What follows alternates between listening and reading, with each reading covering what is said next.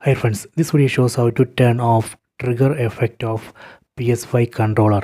Please don't forget to subscribe this channel. Please like and share the video. First go to settings. Select settings icon from top right corner.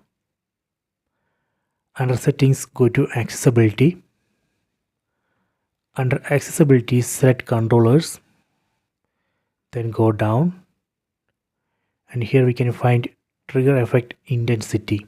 Select it. By default this would be strong. Here we can find 4 options: strong, medium, weak, off. Let me select off.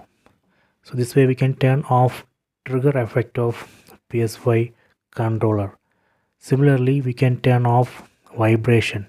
Set vibration, then select off, done. So this way we can turn off trigger effect and vibration of PS5 controller. I hope you have enjoyed this video. Please subscribe this channel. Please like and share the video.